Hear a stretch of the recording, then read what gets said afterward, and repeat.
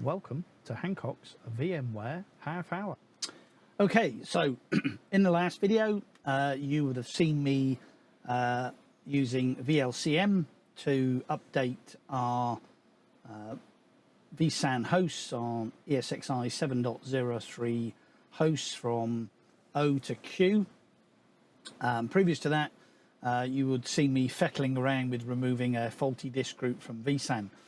Now, there was one other thing that I wanted to cover very, very quickly that we have discovered on occasion, which absolutely causes no end of grief in vSAN. And again, this caused us no end of grief.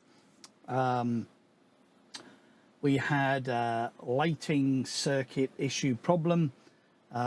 So we had to get Sparky out basically, which meant turning off the power.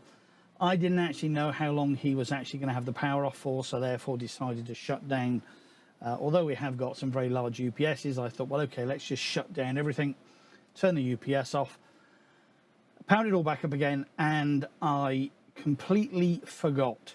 We have a host, and I've seen this at other sites as well, and I don't know why. But we have one host here that when it comes up, it refuses to play ball with vSAN. Now, the result of that is that what you actually basically start to see is you start to see virtual machines that are powered on and they're operating correctly, and all of a sudden they will just fail. The disks underneath will disappear. The virtual machine basically will show as inaccessible, and it appears that that virtual machine basically has been lost. And what we've actually basically found is that there is a value that blocks all communication with this particular host.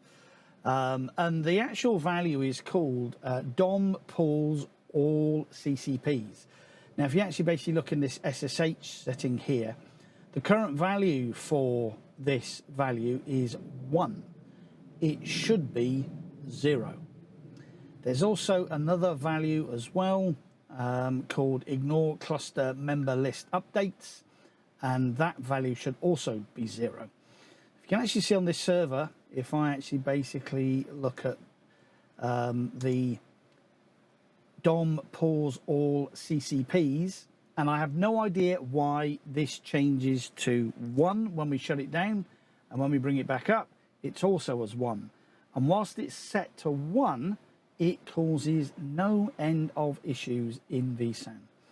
If I look at the other value, which is value of ignore cluster member list updates, that is 0, so that's fine.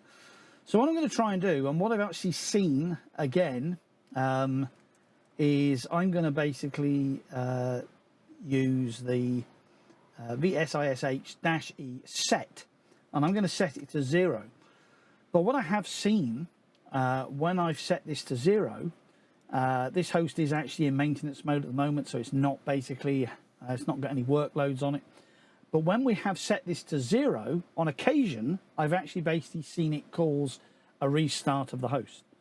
Now, that was on 7.03.0. Whether or not that the same fault occurs in Q, I've no idea. So we're going to basically do, we're going to set that to 0. If I got the right focus, I'm just going to check that now. So the current value is 0, and the current value is 0. So that little one tweak hopefully will fix all our problems in our vSAN. And one of the checks that we noticed draws and highlights a particular server with a problem is when we actually use the VM creation test. And I've just actually run it here, and it says pass, success, success, success.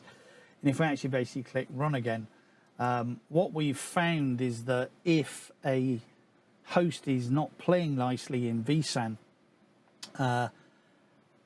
you generally find that it will pass the test, but one particular host will take a very long time to create and delete the virtual machine.